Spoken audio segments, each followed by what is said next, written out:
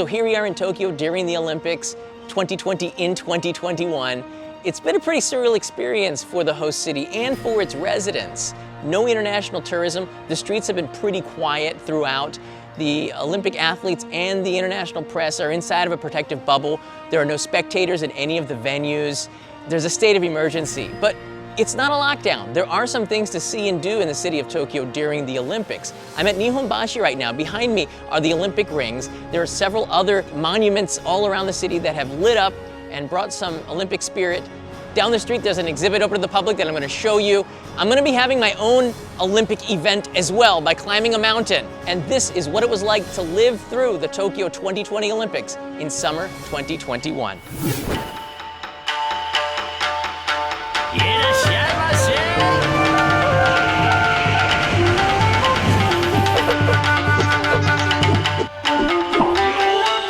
Only in Japan.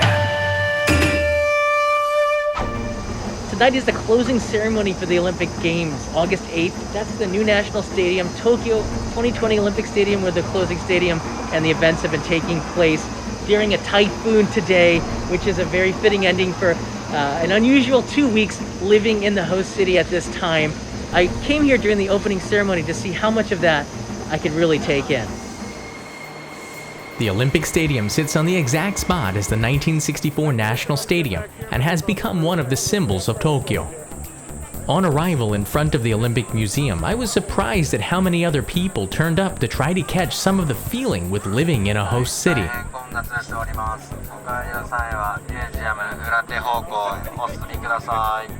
I'm just a short bicycle ride from the stadium, and like me, most people here live locally and didn't have to travel very far.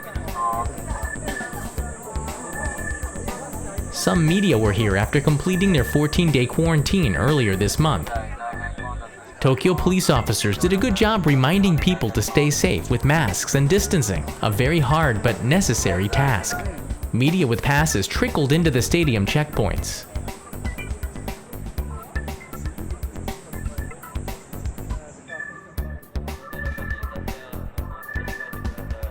Hundreds of buses dropped off athletes and volunteers parking on Aoyama Avenue outside the stadium towards the Imperial Palace.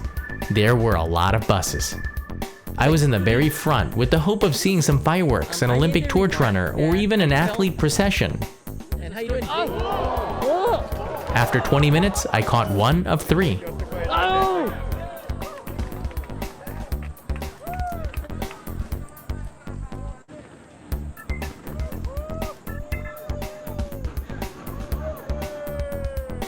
Spectators were banned from going inside the stadium, and this was as close as someone like me could get. Wow, that was awesome! Do you have people that are watching the Olympics via a tablet right here? Some who came had the local broadcast going so we could see what was going on inside. The athlete, is that Italy? I did feel it was worth it to come and feel close to an important moment in the history of my city. The new National Stadium is just one of the many things we could see and experience during the Summer Games. Around Tokyo Bay at Odaiba, the venues had no spectators, but in the center sat the Olympic Cauldron.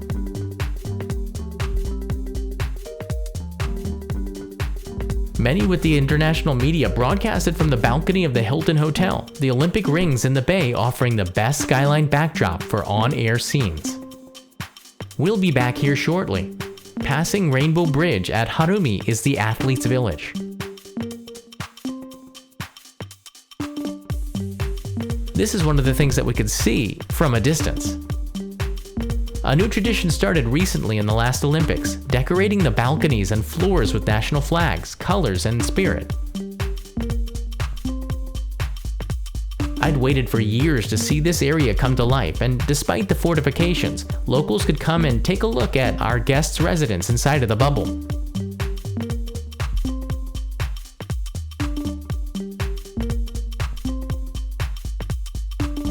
Many of Tokyo's bridges and towers were decked out in Olympic-colored LEDs. The accent on the city skyline was impossible to miss, especially the 634-meter-high Tokyo Skytree. At Asakusa, just in front of Sensoji Temple's Kaminarimon Gate, the games blended with Tokyo's historic neighborhood. Up on the first deck, we see the Olympic rings, a sight I may never see again in my lifetime. Seeing this brought back a lot of emotion for those around for the 1964 games and have witnessed the changes the city has gone through for the fast-paced half-century.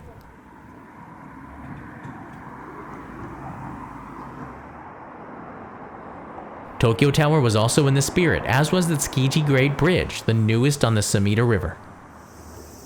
Back in Odaiba, as the sun set, the Olympic rings lit up daily at 7 p.m. Most days offered colors in the sky as Tokyo switched on the lights.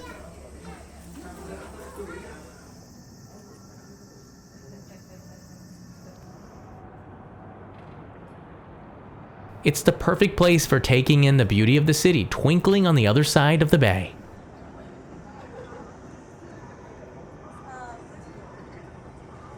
A 15-minute walk from here sat the Olympic Cauldron on display, burning clean hydrogen fuel, a beautiful design with a lot of symbolism of unity.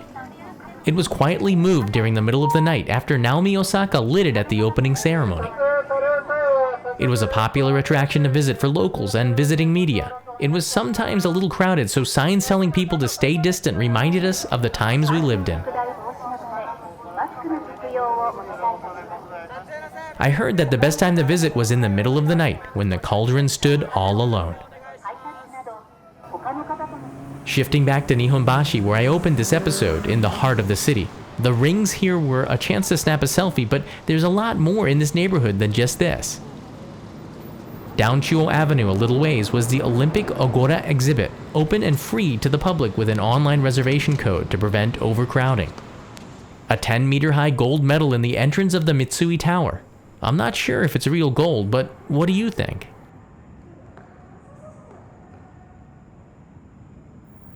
Olympic art was all over the area. This called solidarity and collaboration with Makoto Tojiki in Fukutoku Garden. The Tokyo Olympic Agora exhibition was a place where I could capture some of the historic spirit to the games. The torch room was incredible. From the first one used in the 1896 games in Athens, you can see not just the technology evolve, but each nation's culture in a symbol of the games. The Tokyo 1964 torch looked like a sword, certainly the tallest.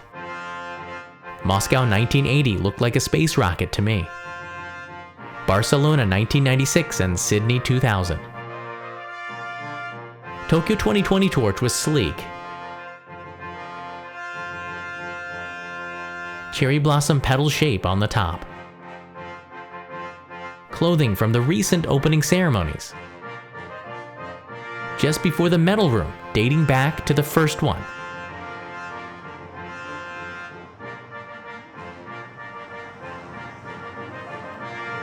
The inaugural games in Athens gave out a silver medal with an olive branch, copper medals and a laurel branch to the runner-up, no gold. The 1900 Olympics is unique in being the only Olympic Games to feature rectangular medals. The gilt silver medal looked like gold. Not all sports received medals. The record books corrected this later, with the top 3 athletes being recognized. St. Louis medals in 1904.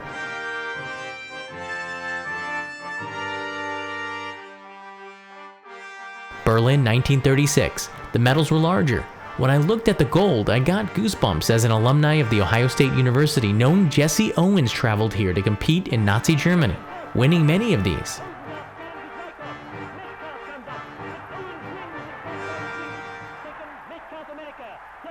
A great scene in sports history when German long jumper Luz Long shook Owens' hand and patted him on the back after his defeat. A very historically significant gesture given the times the world was in. Owens is later quoted saying, "It took a lot of courage for him to befriend me in front of Hitler. I would melt down all the medals and cups I have and they wouldn't be applauding on the 24-karat friendship that I felt for Luz Long at that moment." The medals got larger and larger, not made of pure gold, silver, and bronze, but its value a symbol of the achievement on the world's largest stage. Each medal set highlighting the times we lived in and the culture of the host city. The Tokyo 2020 medals are beautiful, the game's logo immortalized on the silver and bronze, the gold plating made from gold recycled electronic parts. Central Tokyo wasn't the only place to see the rings. There was one on the top of a mountain in Tokyo's countryside. now 4:37. I'm gonna ride the Chuo line all the way to Mount Takao. This is my Olympic moment. You can see the light is starting to come up, the sun is coming up. This is why it's called the land of the rising sun. Let's board this train.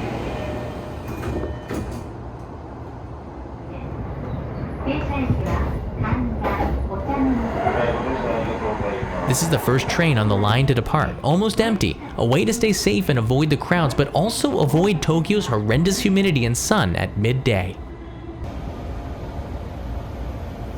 There's nobody here. I love this.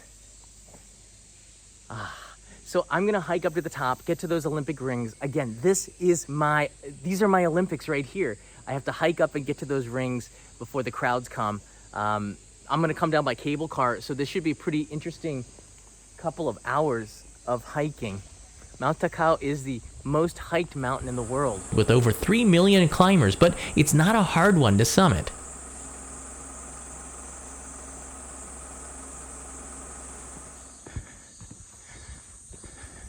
The air was cool and fresh here, lower humidity than in the city. The sounds of summer all around me.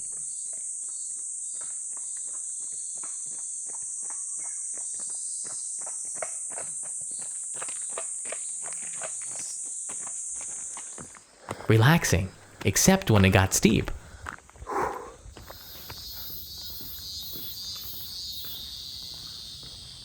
Those wind chimes made passing through Takao-san Yakuo-in Temple really nice. The sounds cool you down.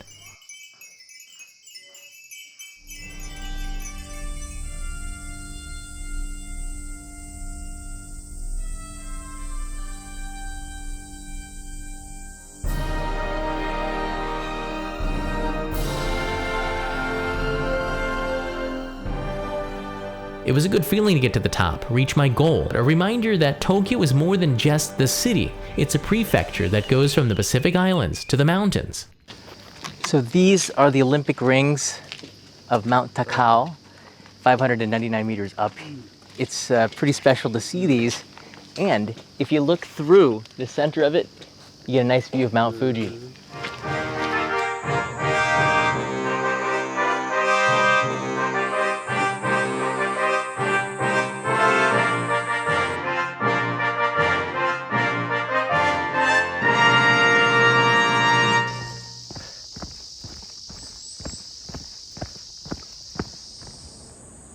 The cable car was also in the Olympic spirit. It climbs 271 meters in 6 minutes at 31.18 degrees, making it the steepest cable car in Japan.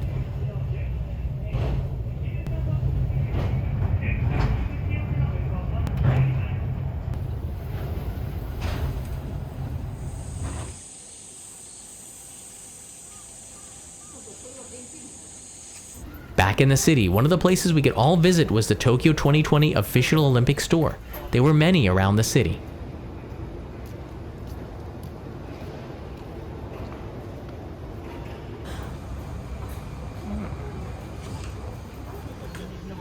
Mascots Miraitowa and Somati were on nearly everything.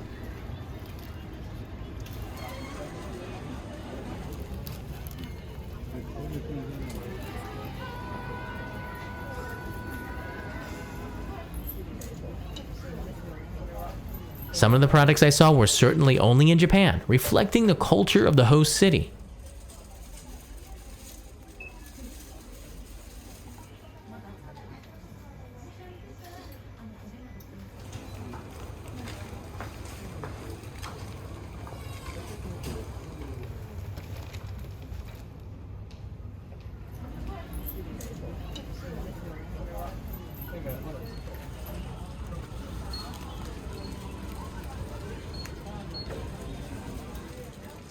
Did anything here catch your eye? Let me know in the comments below. One event many Tokyoites could attend happened in the sky. Blue Impulse, an aerobatic demonstration team of the Japan's Air Self-Defense Force, did a flyby through the city with Olympic-colored smoke, making the rings above the stadium. They did this for the Paralympics too.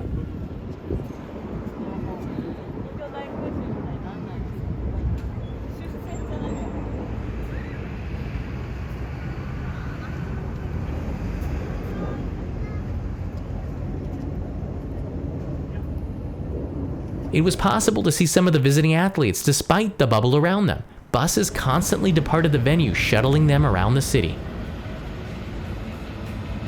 On the corner of Harumi and Ariake, you could see the most buses and even get a wave.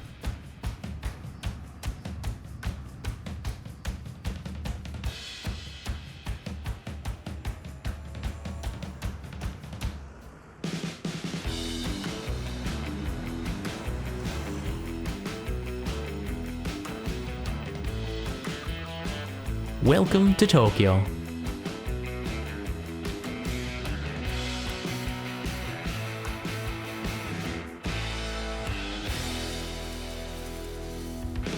Some locals came out to give their support, including this man, out daily.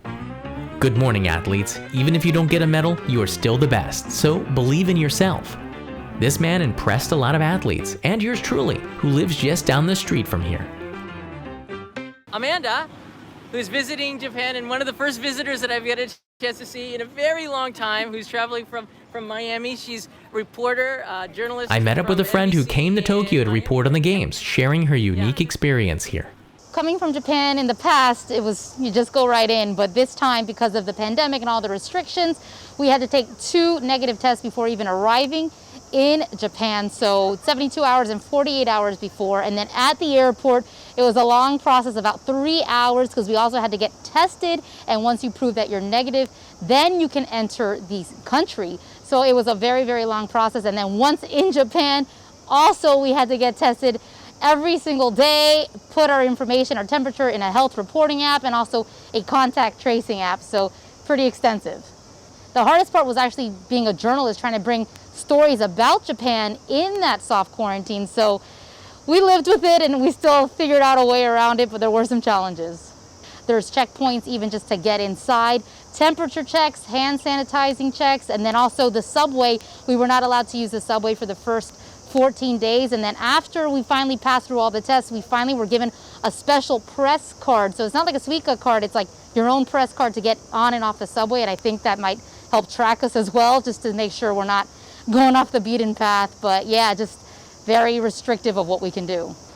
I think it was definitely very strange. It was an eerie feeling being in these stadiums with no one around. I think the biggest highlight that I remembered was watching women's soccer and hearing the women's voices on the field. Like I felt like they were right next to me, and they would play some low crowd noise, but it just wasn't that same energy that you get from fans in the crowd. So that was definitely disappointing, because I know so many people wanted to see these events. I felt lucky to be there, so I felt like that extra pressure, like I gotta bring the stories to the public so they know kind of what was feeling like, what was going on in the venue. Being in Tokyo, finally when I got out of that soft quarantine, just the cuisine, the culture, everyone's just so kind here, especially to a foreigner and a press, because I know this wasn't that popular. That's been the most. And you know, eating okonomiyaki, takoyaki, taiyaki, you got it. The Japanese snacks, you can't beat them. It was really nice to finally meet somebody visiting Japan, and I'm sure Amanda will be back for a visit in better times. We watched events on TV as much as we could, sharing it with my son Leo, who is too young to enjoy it, but I hope dancing in front of the rings will help jog his memory that he was here for this too.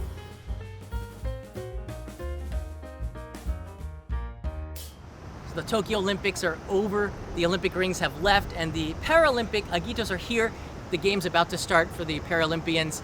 I hope this episode can be a historical look back on what it was like in 2021 to host these Olympics from the point of view of a resident.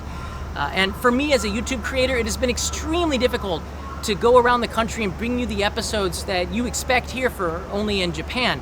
A lot of them have canceled. Most of them have asked me to come after the state of emergency is lifted. I'm pretty much limited to just local content creation, which is fine. And I hope that things turn around for this country and for you wherever you are in the world. Until then, please stay safe, everybody. Mata ne.